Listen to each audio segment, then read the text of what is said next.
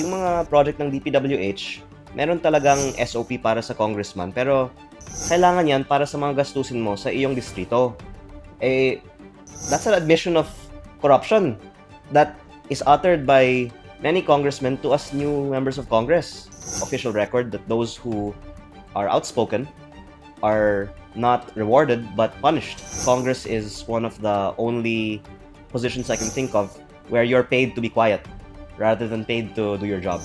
Enjoy ako sa idea na ma-persecute and maging martyr to some extent. Bago ako makulong, yung ilalabas ko, baka yung gusto magpakulong sa akin pa ang makukulong. I might not have the opportunity to divulge all information anymore if my life is about to end. Then, baka nga marami pang madadivulge Lalo ka bago pang magsasalita. matapos Oo. ang buhay ko.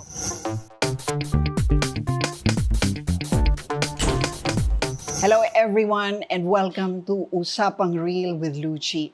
Our guest today is a somewhat enigmatic figure. He is hard to size up. He's one of either two things: a fearless disruptor of the political status quo, or a political nepo baby gaming the system to gain some leverage. He's a congressman and he has refused to accept his salary and perks, but then again, he can afford it because he's only 32 years old and a billionaire, albeit a very controversial one because of his alleged failure to deliver on solar power commitments. Ladies and gentlemen, Congressman Leandro Leviste. Welcome, Congressman Leandro. Thank you for having me po. Ay, nako, thank you for being here. Okay, you're very controversial right now. People don't know how to read you. So my first question to you is, how's your mother? How's she taking it? For the record, if you didn't know, Congressman Leandro is the son of currently Senator Judge Lauren Legarda. What is she saying about your pronouncements and all your actions going to the rallies of INC? Unang-una po, nasa stress siya dahil sa akin. Pero pinapaliwanag ko naman sa mga iba na ang nanay ko at ako ay magkaiba naman. Kaya marami kasing lumalapit sa kanya pag nanggugulo ako sa Kongreso. Pero nakikita naman nila na hindi ako mapigilan ng nanay ko. Paano nasi-stress si Senator Legarda? Paano? Unang-una, mga kaibigan niya, inaaway ko. Kasi for how long my mom has been in politics, most of these members of Congress and the Senate are her friends. And to me, kaibigan o kaaway, dapat lahat naman ay i-subject sa scrutiny. And I see the point that others have that the Senate and Congress is a collegial body. So, kailangan mong makisama, hindi pwedeng ibulgar lahat ng mga masamang ginagawa ng mga kasamahan mo. Pero Bakit hindi pwede? sa aking pananaw, dapat. Pero ang punto ng iba, kung ibulgar mo na lahat ng mga kasamahan mo sa Kongreso ay corrupt, wala nang batas na may papasa. Pero sa pananaw ko naman, edi let the voters be informed about what's happening in Congress para sa susunod na election sana magiging mas mabuti ang mga pipiliin ng mga botante. Hindi ka ba nagulat nung pagpasok mo sa Kongreso? Kasi 318 kayo, di ba? Tapos sinasabi mo nga na collegial body, in effect, parang nagkakaroon ng omerta, no? I mean, hindi na lang nagre-report ng isa sa bawat isa. Out of the 318 sa tingin mo, ilan doon ang mapagkakatiwalaan?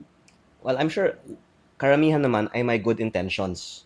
Pero the system is such that kung hindi ka gumawa ng mga masasama, hindi ka din mabibigyan ng pondo na kailangan ng distrito mo.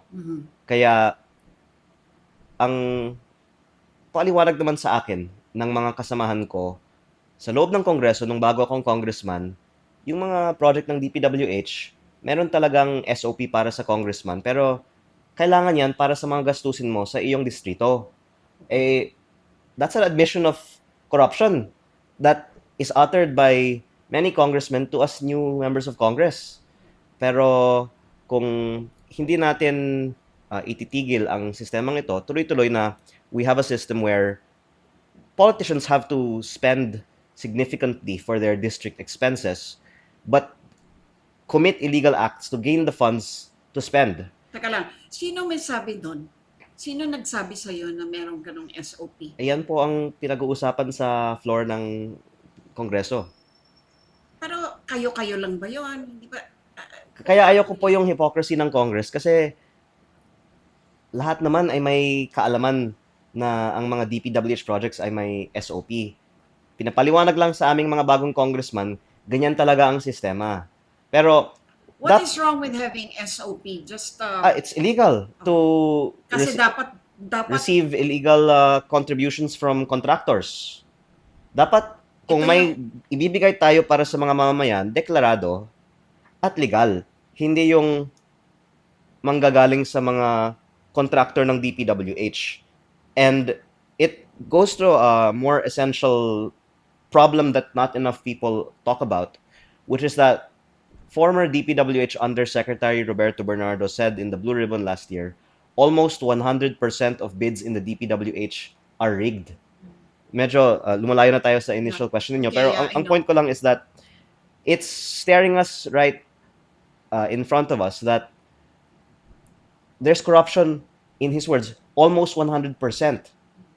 And why isn't the public up in arms about it? I suppose the media is not really making that much of a big deal about it either, and it's not in the interest of other members of Congress to admit that Well, it's already it's not isolated. institutional in the sense that it's been there for a long time. Ikaw na nagsabi. Yung ikinalulungkot ko lang po kasi ay pinapalabas na isolated cases and that we're doing something about it.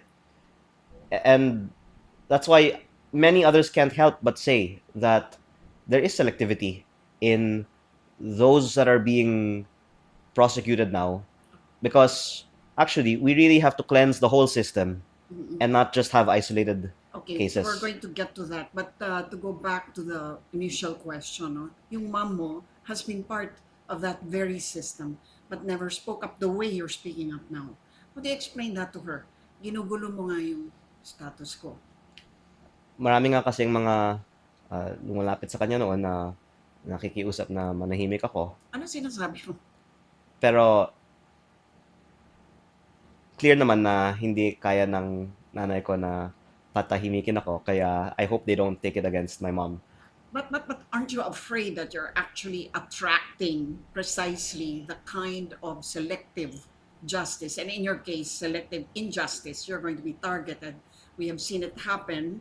Well, of course, we cannot prove that that's really selective, but you have said it yourself. Hindi ka ba natatakot sa That's political actually risks involved? one of the reasons why I said earlier, many members of Congress have good intentions. Apart from that they need to, as they admit themselves, go along with the system to have means to give to their constituents, it's also hard to speak out because matatanggalan ka ng budget if you do. Mhm. And we were just talking before we went on air about one of my colleagues who you previously interviewed. Congressman Erice. Congressman Erice was the senior deputy minority leader, and after he gave some incendiary speeches, he was removed from his position as senior deputy minority leader. Mhm. So I think it's shown in the official record that those who are outspoken are not rewarded but punished for being so. And Congress is one of the only positions I can think of where you're paid to be quiet rather than paid to do your job. So ikaw, ano ng persecutions, if at all, ang natatanggap mo? Aside from the fact that the government has thrown, cases against you in regard to your solar power commitments, which you allegedly failed to deliver, no? And I don't want to go into the technicalities of that, Congressman Leon, pero anong klaseng ostracizing ang nararamdaman mo, if at all, mula sa mga kasama mo sa Congress? Actually, the main leverage that Congress does to its members is withhold their budget and their bonuses. Yung pagsampa ng kaso, I learned is par for the course in Congress kasi karamihan ng mga members ng Congress ngayon ay may kaso. Yung iba, tahimik, pero may kaso pa rin, kaya siguro sila din nananahimik para hindi ididiin ang kanilang mga kaso, which is a very sad fact. In fact, I exposed one such colleague of mine who told a friend who told me that the reason why she had to vote a certain way was because dinadanggal yung pending kaso niya. Uh-huh. And that, apart from the carrots, is why many members of Congress are silent. But in terms of the carrots, Carrots meaning yung mga apa- pabor na binibigay. apart from Oo. the budgets in DPWH, apart from the other ayudas, which are given unevenly depending on political favors, as the numbers themselves would show, there are maintenance and other operating expenses that are given to members of Congress with little transparency. MOE. Yes, and Pero yung budget talaga yan na binibigay sa inyo, na kailangan nyo naman talaga yan, hindi ba? there is a basic budget of 1 million per month, more or less. And if you multiply that by 318 members, 12 months in a year, it's around 4.5 billion pesos. But the total MOOE budget is 18 billion. And the electricity, the water, the bond paper of the house, all of these basic expenses, repairs and maintenance of the facilities combined, baka total 8 billion with the basic MOE of the congressman's offices. There's 10 billion that is not clear where it goes. And in the line items of the General Appropriations Act, there are actually confidential funds, extraordinary miscellaneous expenses, but also transportation, communication, representation, which are liquidated by certification. Anong ibig sabihin ng liquidated by certification? Hindi kailangan magbigay ng resibo. You just certify that you did this, you, Yes, ganun lang, and di ba? Dito nagpunta to, but you don't have to present receipts, ganun? yes, na ang Kongreso at ang Senado lang ang may ganitong polisiya approved by COA, because I suppose pag ang Kongreso kasi ang nag-aproba ng budget ng COA, mahirap naman na Kalabanin. ng COA ang Congress. Kaya maraming ibang mga nag-raise ng issue nito noon pa, tulad ni former Senator Miriam Defensor Santiago. Noon, 2 million peso Christmas bonus naging national scandal. Eh ngayon, buwan-buwan, more than 2 million peso bonus na ang iba. Dahil kung tignan natin yung 18 billion divided by 318 members, lumalabas mga 58 million per year. At Divided by 12. ang na bring out ko nung December last year was noon 24 senators nakatanggap ng 2 million Christmas bonus, naging national scandal. Ngayong 2025, members of Congress 318, karamihan ay nabigyan ng 2 million peso Christmas bonus. Pero ito naman ay umano'y para sa mga district expenses. And by the way, hindi lahat nabigyan. Ang iba naman, sobra sa 2 million umano ang natanggap nila. At ngayong Easter break, meron din. Ngayong summer break, meron din. And may mga nagsabi sa akin sa Congress na ang iba sa aming mga kasamahan ay nakatanggap ng 5 million peso break bonus pa. Kaya dyan ko nakikita na nabubuo yung use ng 18 billion peso MOOE fund. At actually, hindi na dinedenay ng members of Congress ang mga allegations ko about this fund kasi lalong namimedya lang pag dinedenay nila. Kaya I think yung lumalabas is, wag na lang nating pansinin yan. Si Leandro lang naman ang nagsasalita tungkol dyan eh. Pero pag But this is a fact. it's in the General Appropriations Act. Ito yung tipong pag kinalkal ng kahit sino, ang mga papeles, makikita yan. Opo, at hinihingi ko nga po sa Committee on Accounts at hindi binibigay. Pero sa tamang panahon, may mga paraan naman din po na ilabas ito. But I was just responding to your question about the carrots. The most readily available incentive for Congress is the giving and not giving of bonuses like this. And nagkataon, hindi ko naman din kinukuha yung kahit basic MOOE ko. Kaya baka namomroblema ang iba paano patahimikin itong kongresista kasi hindi nga nila magagamit itong tool. Pero that's just the tragedy for my other colleagues that I believe many of them share the same sentiments as mine, but if they are dependent on this discretionary fund, then in fact their silence is being bought. Paano yung distrito mo? Ako po ang personal na gumagastos.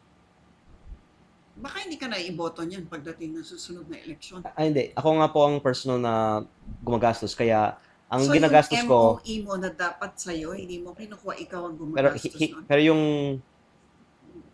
tulong na ibinibigay ko sa mga constituents ko ay higit sa matatanggap ko sana na MOOE. Kasi ang dahilan na nandito ako ay binenta ko ang kumpanya ko bago ako pumasok sa politika at wala akong pamilya, wala akong masyadong personal life outside of work. Ang enjoyment ko na lang ay yung trabaho ko, kaya dito na lang sa mga kababayan ko sa distrito ko, sinashare yung kinita ko sa negosyo. Okay, that's incredibly hard to believe, I have to tell you. I'm sure yung mga nanonood ngayon sinasabi. Iba siguro pag may mga anak ka na at focus mo ang provide para sa iyong pamilya. So very peculiar yung situation ko na natapos ko ang panahon ko sa negosyo sa murang edad, pumasok ako sa politika, tapos parang may privilege ako na mag-enjoy na lang, na sa akin ang pag-enjoy, una, ang pagtulong sa district ko, and pangalawa, ang pagbulgar ng ibang mga maling nakikita ko sa kongreso. Hindi ka ba natatakot kasi may political risks nga? Pwedeng, sabihin na natin, mag-trump up charge, Well, makulong ka, kasi pag plunder, di ba, non-bailable, kahit na hindi pa naman napapatunayan, kulong ka.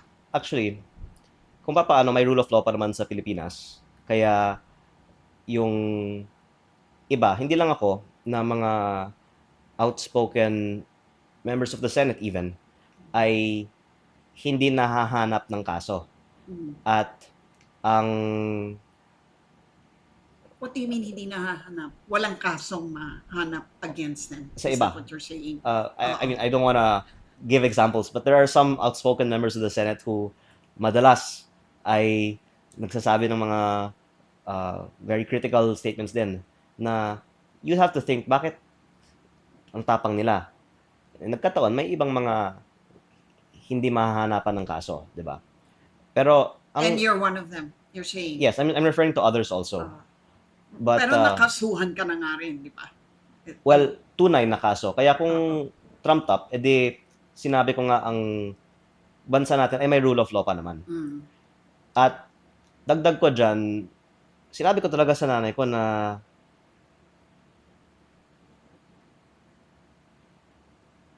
handa ako. In fact, sa totoo lang, enjoy ako sa idea na, I'm sorry to put it this way, but persecute and maging martyr to some extent. Not to put it in any overly dramatic fashion, pero kung gusto ng gobyerno na patahimikin ako, edi I think that will only bring more attention to the things I'm trying to raise awareness of, lalo na sa flood control, kung saan ang mga malaking halaga at mga matataas na opisyal ay dawit. At I think one complaint that some people have about the flood control investigations is that everyone seems to be measuring what they are divulging yet, because una, kung sino ang nagsasalita, sila ay either kinakasuhan or hinaharas in some other ways. At in my part, iniingatan ko din ano man ang magiging repercussions sa iba pang mga ongoing investigations.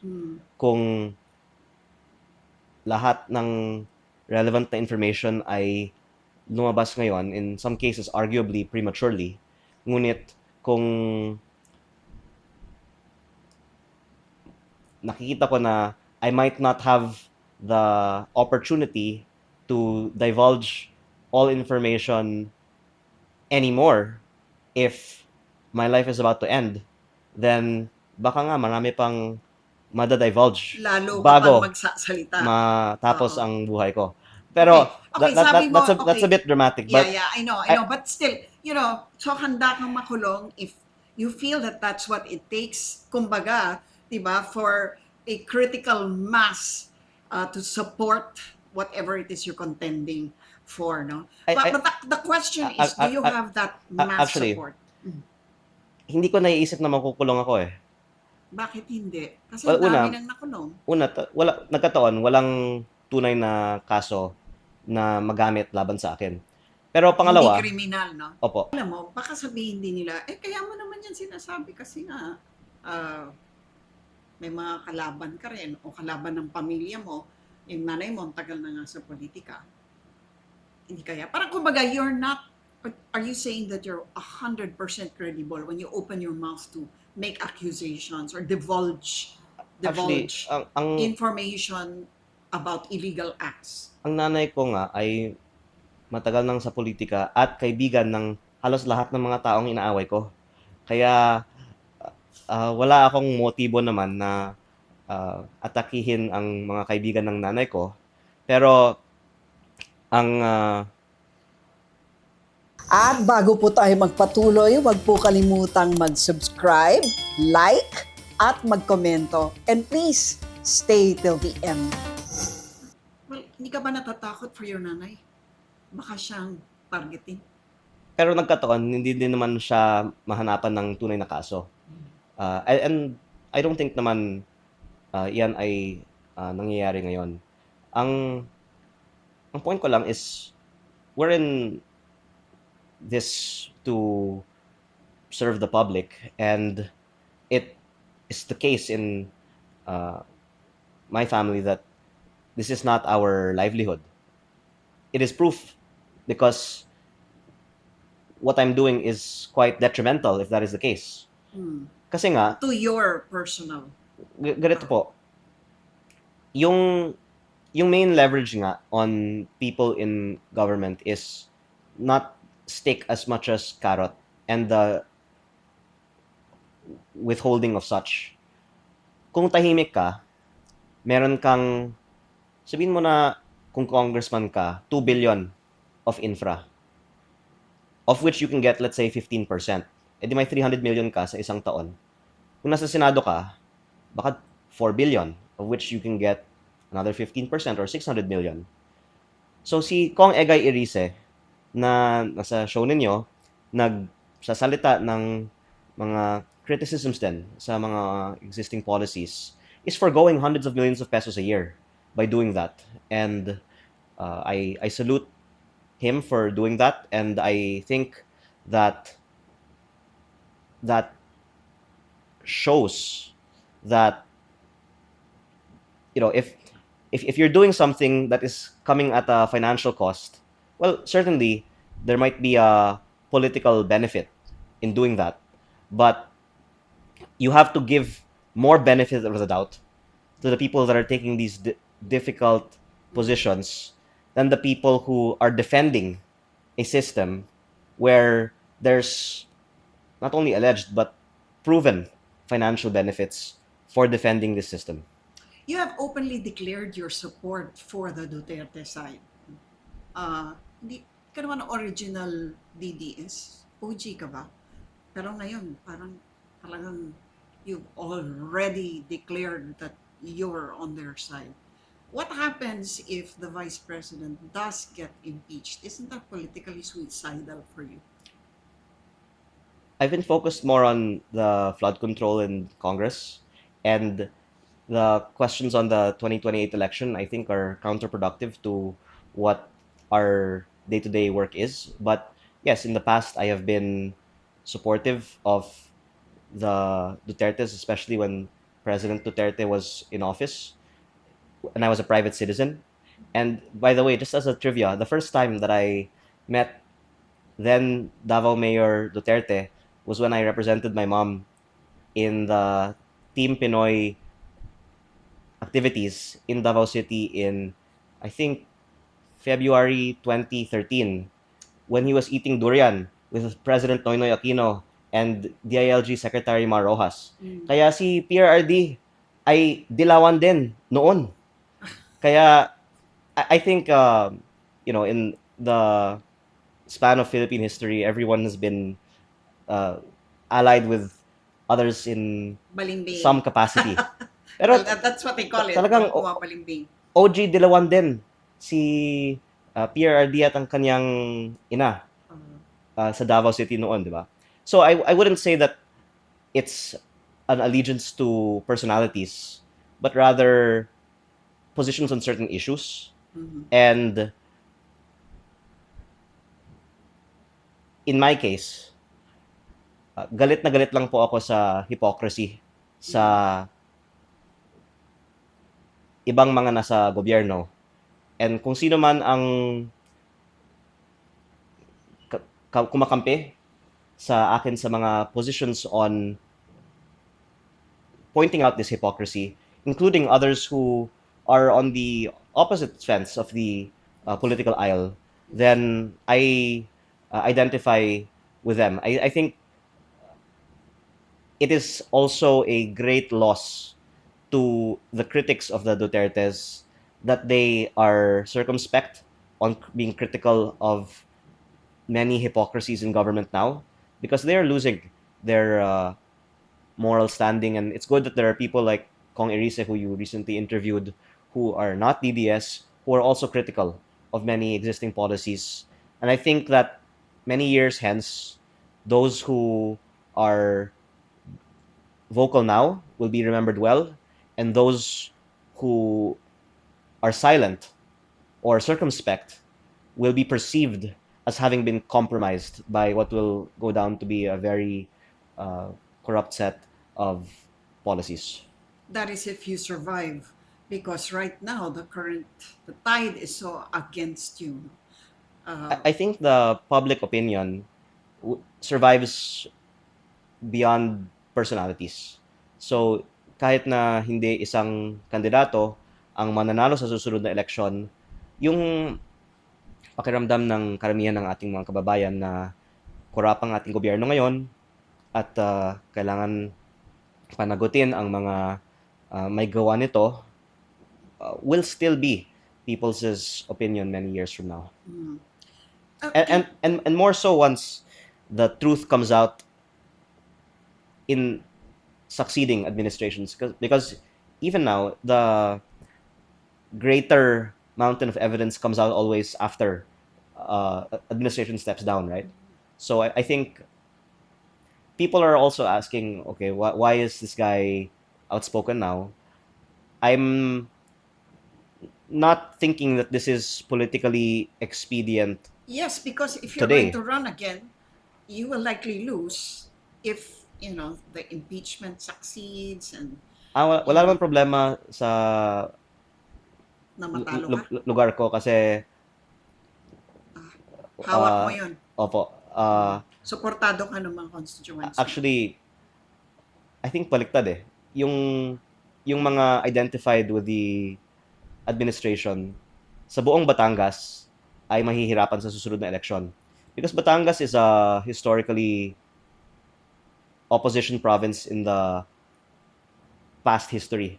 Diba? I don't want to go into creating an analogy between the past and the present, but I think that also speaks to much of the country in general. Those who are having a comfortable place now will reap what they sow in the 2028 elections. Mm. So it's a trade-off between the present and the 2 years from now. And I guess people are expecting that people's memories Be will be short. short. But more so over time, what I'm saying is yes, the cost is not worth the benefit if we're talking about 2028. But I think the the benefit will be more apparent when the truth comes out past 2028. Mhm. But nonetheless, whether it is uh, a cost benefit uh, justifiable decision or not, you should just do the right thing. And again, I entered politics after setting my business because I wanted to be useful, and ayoko naman na nasa kongreso lang ako tapos manahimik lang ako. Kaya I'm doing what I think other congressmen should also do.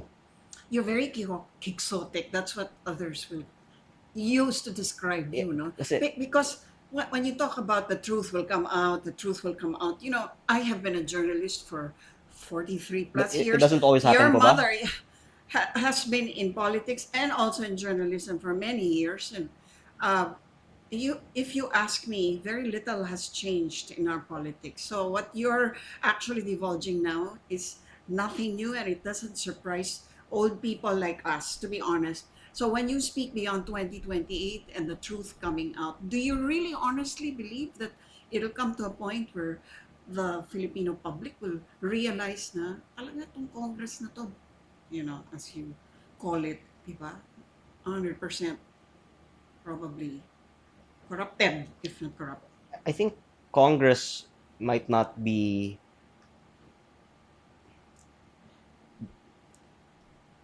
denounced, but maybe the certain individuals who are in power now may be denounced, and that's what I mean by the truth coming Mhm. out. And I guess I'm a bit careful with my words right now, but I think in history you've also seen many people who are at the height of power in succeeding administration also be denounced. Well, yeah, kingdoms rise and fall, sabi nga nila. But what about Congress? Do you think that you can actually, you have made a dent in terms of correcting the course Well, of Congress? it's unfortunate that there's only a handful of members of Congress who are outspoken now and who consequently lose some of their benefits for doing so. But I think that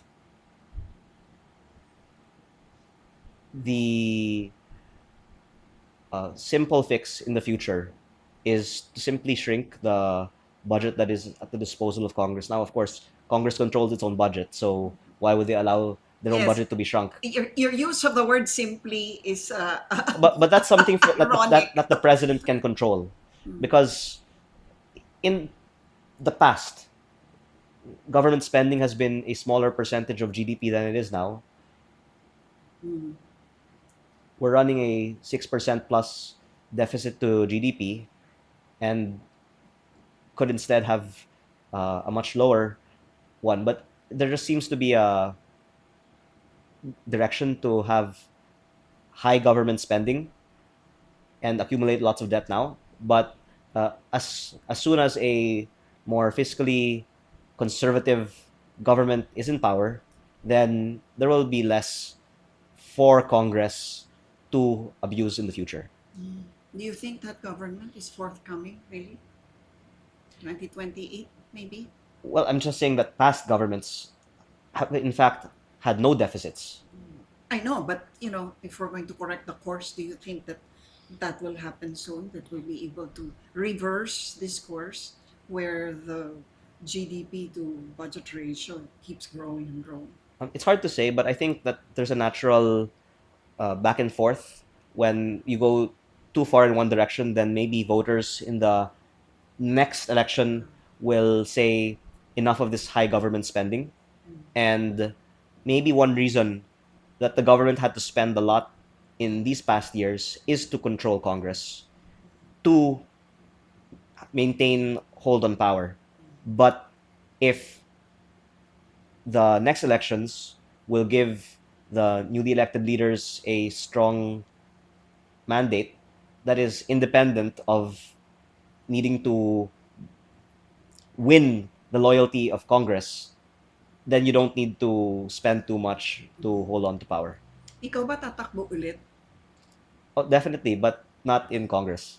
Not in Congress, sana. Pag-iisipan ko pa, pero Local. ang ayaw ko kasi sa Congress, kailangan mo ngang makisama sa mga kasamahan ko.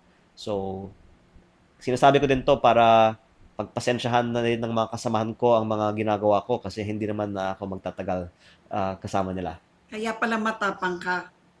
Opo, kasi Pa-exit ka na rin.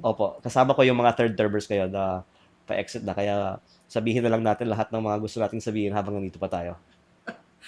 So wala kang takot talaga na makulong. Okay. Hindi nga ako makukulong kasi bago ako makulong, yung mga ilalabas ko, baka yung gusto magpakulong sa akin pa ang makukulong. Okay, abangan namin yan. Mm. Ano masasabi mo ngayon na despite the list of Yusek Cabral which you have which you have actually helped expose, no? And all of these things that you're talking about in Congress, the system of budgeting, the MOE, etc., etc., the flood control scam that remains largely ignored, no? Kasi raw kulang ng ebidensya. Kulang ng ebidensya. Tama bang sabihin yun? You've been crying out for selective That's why I'm one of justice, the no? Parang, people who've actually welcomed Secretary Bonoan being state witness. Information that Secretary Bonoan would like to share will already have been shared by then. Maybe not, but of course, if he doesn't tell all, then it might not be worth it. But if Secretary Bonoan tells all, then it's unfortunate that Yusek Cabral is not available to share how the budget was made. But in the files of Yusek Cabral, they actually just largely encoded instructions from Secretary Bonoan. So, so why are you glad that he's now state witness? How do you know that as a state witness, he will not be manipulated? I mean, I'm not saying he is. well, But he will be. that's why I'm saying that it depends on whether he tells all. But he certainly has the knowledge that can show the people that it wasn't just a few people, that it was a larger systemic scheme to siphon hundreds of billions of pesos paano mo malalaman into na flood hindi control rin projects. selective yung i-expose niya? But because it's hard to fabricate the story when other people have pieces of evidence and testimonies that can rebut it. And so, in fact, if there was an attempt to let everyone off the hook, then I was actually thinking a few weeks ago that this flood control story would just be quieted down. But the fact that Secretary Bonoan was announced will become state witness means that there will be a lot more revelations, and certainly whomever they point to will also have counter revelations, and through back and forth, I'm sure more of the full picture will be revealed. Parang silang mag-aaway-away. Opo, hayaan natin sila na magturuan, and then through the investigative process of our institutions, the truth hopefully will more come out. So it's bad for the people who are trying to keep quiet and hide the truth that Secretary Bonoan has been chosen. That's why I think it's something that we should give the benefit of the doubt to for now. Okay, as a last question, na-curious talaga ako dun sa, you're the type of person who, weird as it may sound, you don't mind being a martyr. Isn't this martyr complex? Clearly. Do you have that? Kaya ko nga po sinabi na I don't intend to be overly dramatic in saying that. Pero I'm just explaining what my fallback is, na kahit na gagawin ng mga gustong manahimik ako ang worst that they can do, that it will end up being counterproductive. Kasi I think as long as you're hanging on to the truth, then history should be on your side, because well, you mentioned that in your 40 years, oftentimes the truth hasn't prevailed. But kung papaano naman it does more over time. So I'm so glad that yes, young people are taking up the cudgels. It's about time. Yes, but if we don't do it, then who will in Congress, right? Yes. And to my point, it's that the fact that few are doing it is all the more reason to do it. And even to those who have sympathies for the people being accused, I would hope that in pursuit of transparency and having a democratic process, we'll at least welcome that there's different views being expressed. Kasi kakahiya naman sa Congress kung lahat kami ay sunod-sunuran lang, di ba? But you're a lone voice. Mga 4 o 5 kami sa Congress na Apat na lone nagsasalita. voices. All right. Maraming salamat. Thank you. Thank you so much, Thank you po. Congressman Leon. Thank you. Hello, I'm Lucy Cruz Valdez. In leadership, communication is not just about speaking clearly, it's also about helping people understand, trust, and act. In broadcast journalism, clarity begins with preparation, reading, writing, questioning, and knowing the facts. That's why I invite you to Beyond Words, the leader's art of clear, credible, and compelling communication.